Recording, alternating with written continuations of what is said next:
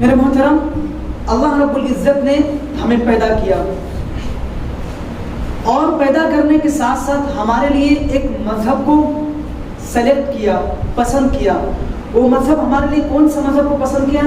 تو قرآن اس کا جواب دیتا ہے، ان الدین عند اللہ الاسلام۔ اللہ نے ہمیں پیدا کیا اور اللہ ہمارے لیے جو مذہب پسند کیا وہ کون سا مذہب ہے؟ مذہب اسلام۔ اس کے علاوہ دنیا میں جو مذہب ایجاد ہے، رائج ہے، وہ اللہ کے نزدیک مذہب نہیں ہے سوائے دین اسلام کے۔ کیوں؟ قرآن کریم میں اللہ نے کہہ دیا کہ ہم نے تمہارے لیے مذہب کو سلیکٹ کیا ہے، ان الدین عند اللہ اسلام۔ ان الدین، یقیناً دین، عند اللہ، اللہ کے نزدیک اسلام، اسلامی ہے۔ اس کے علاوہ جتنے بھی مذہب ہیں وہ اللہ کے نزدیک پسندیدہ نہیں ہے۔ اللہ نے قرآن کریم میں یہ بھی فرمایا، جب ہمیں پیدا کیا، ہمارے لیے دین اسلام کو پسند کیا، تو آگے یہ بھی فرمایا، ہوا سماکم المسلمین، کہ میں نے تم سب کا نام بھی کیا رکھا؟ مسلمان۔ اور ہمارا نام بھی کس نے رکھا؟ اللہ نے رکھا۔ ہمارا نام کس نے رکھا؟ اللہ نے رکھا۔ کیا رکھا؟ ہوا سماکم المسلمین، کہ ہمارا نام مسلمانوں میں سے رکھا۔ تو اللہ تعالیٰ نے ہمارے لیے جو مذہب پسند کیا ہے وہ مذہب کون سا ہے؟ دین اسلام۔ دین اسلام کس مذہب کو کہا جاتا ہے؟ میں نے حدیث پڑھی آپ کے سامنے، الحیاء شعبۃ من الایمان، کہ دین اسلام اس مذہب کو کہا جاتا ہے کہ جس کے ماننے والوں کے اندر حیا ہو، جس کے ماننے والے کے اندر حیا ہو۔ اور حیا اسلام کے اہم رکن میں سے ہے۔ اسلام کی 70 سے زیادہ شاخیں، اللہ کے نبی صلی اللہ علیہ وسلم نے فرمایا اسلام کے 70 سے زیادہ شاخیں ہیں، اس کی ٹہنیاں ہیں۔ ان میں سے ایک چیز کیا ہے؟ الحیاء شعبۃ من الایمان۔ حیا اسلام کا ایک بہت بڑا رکن ہے، ایک بہت بڑی شاخ ہے۔ اس لیے اللہ تعالیٰ نے قرآن کریم میں فرمایا،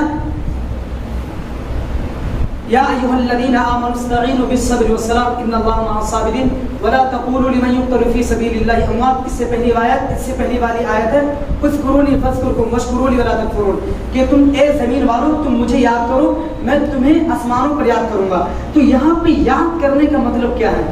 یہاں پہ یاد کرنے کا مطلب علماء نے، مفسرین نے بہت ساری تفسیریں لکھی ہے۔ ان میں سے یاد کرنے کا مطلب میں سے اذکرونی، تم میرا ادب کرو دنیا میں، تم میرا ادب کرو گے دنیا میں۔ ادب سے مراد اللہ کا ادب کرنا، اللہ کے دین اسلام کی ادب کرنا۔ اللہ نے جس چیز کو ہمارے لیے پسند کیا نا، ان چیز کا ادب کرنا، یہ اللہ چاہ رہا۔ اذکرونی، تم میرے کو یاد کرو، یعنی میرا ادب کرو۔ حضور صلی اللہ علیہ وسلم کی عظمت دنیا کی تمام چیزوں سے زیادہ، تمام انسانوں سے زیادہ ہمارے دل میں ہونی چاہیے۔ محبت، عظمت، احترام، ان کی بات کا بھی اور ان کا بھی۔ ایک ہے ذات پیغمبر اور ایک ہے بات پیغمبر۔ اللہ کے نبی صلی اللہ علیہ وسلم کی جو باتیں ہیں وہ دنیا کے تمام انسانوں سے زیادہ قدر ہمیں ہونی چاہیے حضور کی باتوں کا۔ اسی طریقے سے حضور صلی اللہ علیہ وسلم کی جو ذات ہے، ذات پیغمبر، ان کا بھی ادب، ان کا بھی احترام دنیا کے تمام چیزوں سے زیادہ، تمام انسانوں سے زیادہ ہونی چاہیے۔ اور انسان اس وقت تک مومن نہیں ہو سکتا، چاہے وہ مومنہ عورت ہو یا مومن مرد ہو، مومن ہو ہی نہیں سکتا جب تک کہ اس کے دل میں دنیا کی تمام چیزوں سے زیادہ محبت، حضور کی محبت نہ ہو جائے۔ تو ہمارے دل میں جب تک نبی کی محبت دنیا کی ہر چیز سے زیادہ نہ ہو، ہم مومن کہلانے کے لائق نہیں ہے۔ اور یہ فتویٰ کسی مفتی کا نہیں ہے، کسی جماعت کا نہیں ہے، بلکہ یہ فتویٰ خود ہمارے نبی صلی اللہ علیہ وسلم کا ہے۔ لا یؤمن احدکم، وہ مومن ہی نہیں ہے، مسلمان ہی نہیں ہے کہ جس کے دل میں میری عظمت نہ ہو۔ اور دیکھیے، نماز فرض تب ہوتا ہے جب وہ بالغ ہو جائے، جب وہ اس عمر کو پہنچ جائے، چاہے وہ مرد ہو یا عورتیں۔ لیکن حضور کی محبت اس وقت تک ہے جب آپ پیدا ہو گئے، آپ کو تھوڑا عقل شعور آ گیا، آپ کے پاس عقل آ گیا، اس وقت سے حضور کی محبت آپ کے دل میں ہونا فرض ہے۔ اگر آپ کے دل میں، آپ کے بچے کے دل میں حضور کی محبت نہیں ہے تو آپ کا بچہ مومن نہیں ہے، اور ایسے بچے اللہ کو پسند بھی نہیں ہے، ٹھیک ہے نا۔ تو ایسی اللہ کے نزدیک جو ہے نا ایک ادب بہت بڑی شے ہے، ادب بہت بڑی چیز ہے۔ اور انہی ادبوں میں سے ایک ہے حیا۔ الحیاء شعبۃ من الایمان۔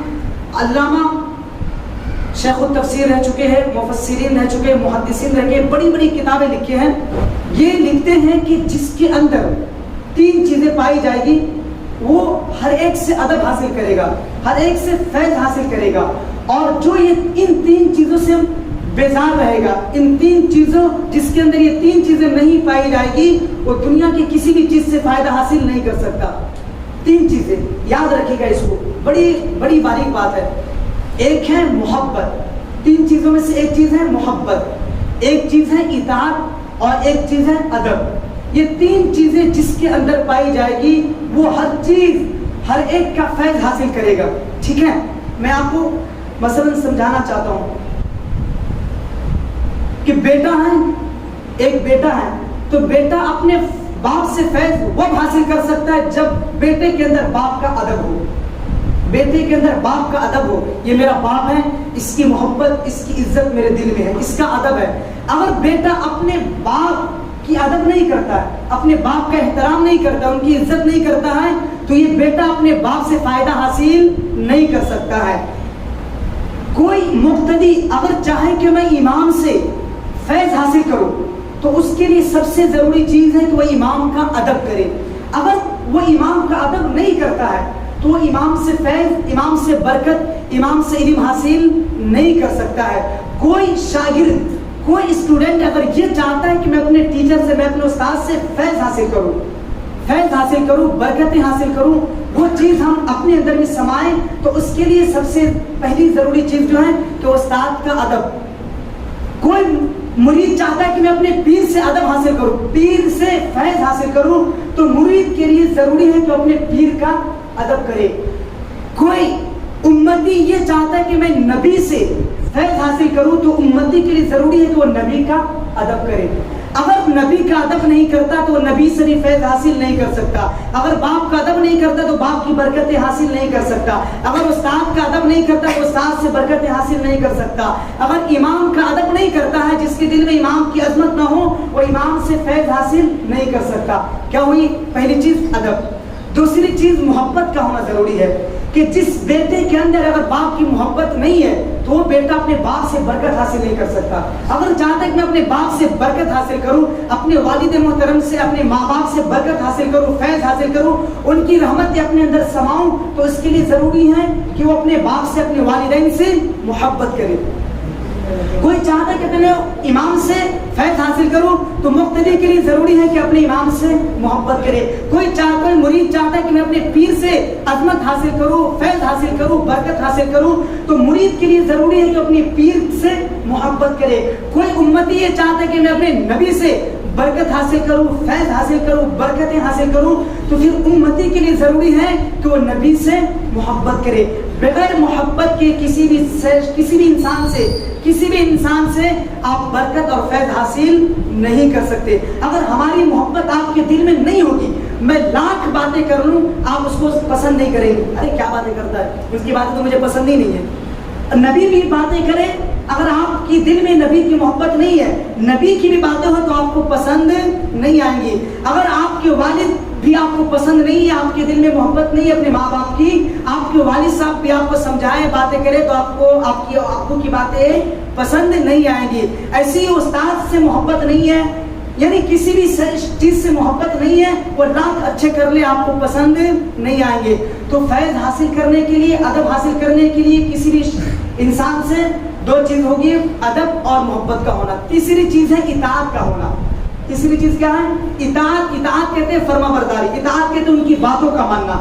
اگر آپ چاہتے ہیں کہ میں اپنے والد صاحب سے فیض حاصل کروں، برکتیں حاصل کروں، تو آپ کے لیے ضروری ہے اپنے ماں باپ کی اطاعت کرنا، ان کا حکم ماننا، ان کا کہنا ماننا۔ آپ چاہتے ہیں کہ میں استاد سے برکتیں حاصل کروں، تو اسٹوڈنٹ کے لیے ضروری ہے کہ اپنے استاد کی اطاعت کرے، فرما برداری کرے، ان کا کہنا مانے۔ کوئی مقتدی چاہتے ہیں کہ میں اپنے امام سے برکتیں حاصل کروں، فیض حاصل کروں، تو آپ کے لیے ضروری ہے کہ آپ امام کی باتوں کو مانے، پسند کرے۔ کوئی مرید چاہتا ہے کہ میں اپنے پیر سے برکتیں حاصل کروں، تو مرید کے لیے ضروری ہے کہ پیر جو حکم کرے، جو کہیں اس پر عمل وہ کرے، اس کے وظائف پر، اس کے طریقے پر وہ عمل پیرا ہو۔ کوئی امتی چاہتا ہے کہ میں اپنے نبی سے برکتیں حاصل کروں، رحمتیں حاصل کروں، تو امتی کے لیے ضروری ہے کہ وہ نبی کا ہر کہنا مانے، نبی کا ہر حکم مانے۔